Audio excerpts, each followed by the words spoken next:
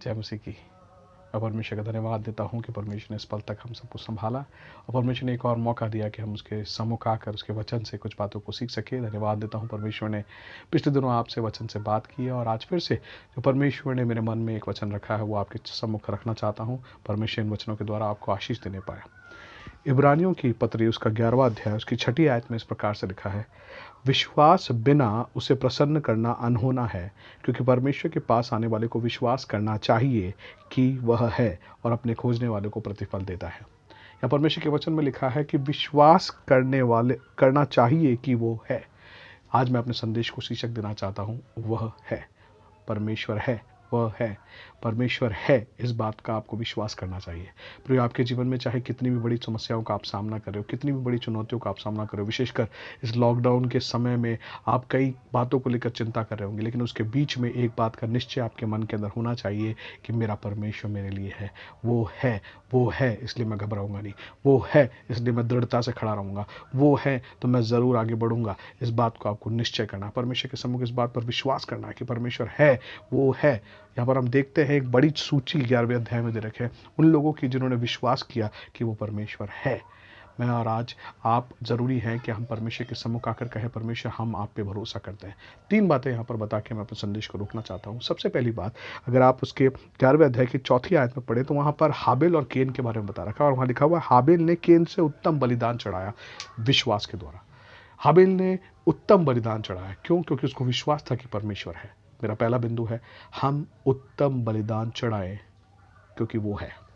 हम परमेश्वर के लिए जब देते हैं तो हमेशा सोचते हैं बचा कर देंगे, कुछ बचा हुआ तो दे देंगे, लेकिन मैं आज आपको बोलना चाहता हूँ परमेश्वर को सबसे उत्तम देने को तैयार हो जाए। इसके द्वारा आप परमेश्वर को विश्वास दिखा रहे हैं। आप कह रहे हैं कि वो है इसलिए मुझे चिंता नहीं, वो है तो ज़रूर वो संभाल लेगा, वो है तो मेरी सारी ज़रूरतें पूरी हो जाएगी, वो है तो मेरे परिवार में जो भी ज़रूरत है वो पूरा करेगा, इसलिए मैं उसके लिए उत्तम चढ़ाऊँगा। मैं आपको उत्साहित करना चाहता हूँ, केवल दशवांश तक या भेंट तक या आप जो प्रभु के लिए अब तक देते आए उस तक सीमित ना रहे। परमेश्वर के राज्य में बोना शुरू करें। जितना आप ज़्यादा बोएंगे उतना ज़्यादा प्रतिफल आपको मिलेगा, उतना ज़्यादा आप उस पाएंगे। मैं आज आपको उत्साहित करना चाहता हूँ। बहुत सारे ऐसे लोग हैं, इवन बहुत सारी गवाहियाँ ऐसी हैं जहाँ पर लोगों ने बोना शुरू किया और परमेश्वर ने बहुत आयत से उनको आशीष दी। आप बोना शुरू करें। आप बोलेंगे लॉकडाउन की सिचुएशन में हमारे पास भी पर्याप्त नहीं है, लेकिन मैं कहूँगा बलिदान बलिदान तब होता है जब उसमें दर्द हो। आप दर्द के साथ बोए, आप जय जयकार के साथ काटते हुए आएंगे। ये परमेश्वर के वचन का सिद्धांत है।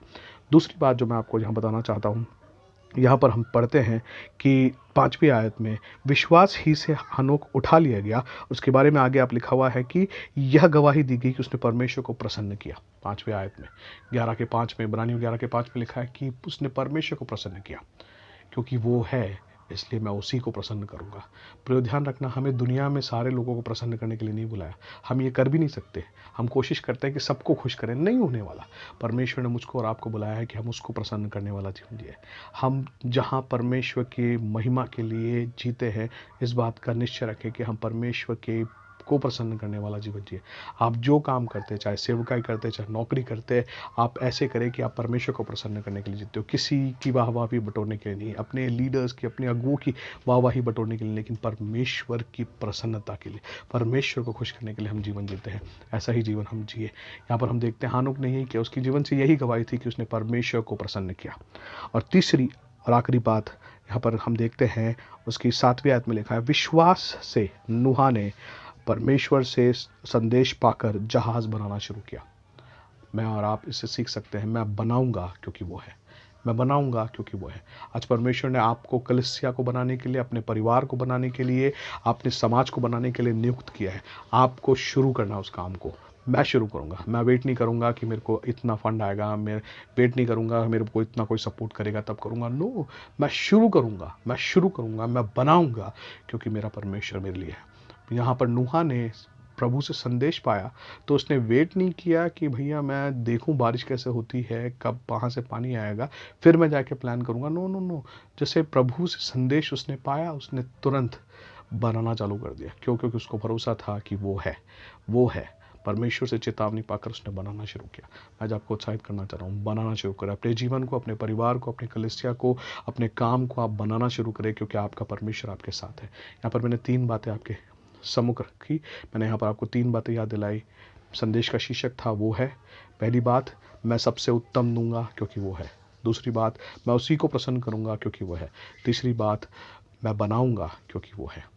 इन वचनों के द्वारा परमेश्वर आपको आशीष देना पाए। अंत में एक छोटा सा गीत गुनगुनाकर मैं समाप्त करना चाहता हूँ। क्योंकि वो जीवित है, कल का सामना करूँगा, वो जीवित है। निर्भय होकर अब डर नहीं, हाँ डर नहीं, इस सच को जानकर उसके हाथों में जीवन है, वो जीवित है। हाँ प्रियो, प्रभु आपका जीवित है। इसीलिए विश्वास के साथ, दृढ़ता के साथ ये कहते हुए जीवन जिए, वो है। प्रभु आपको आशीष दे।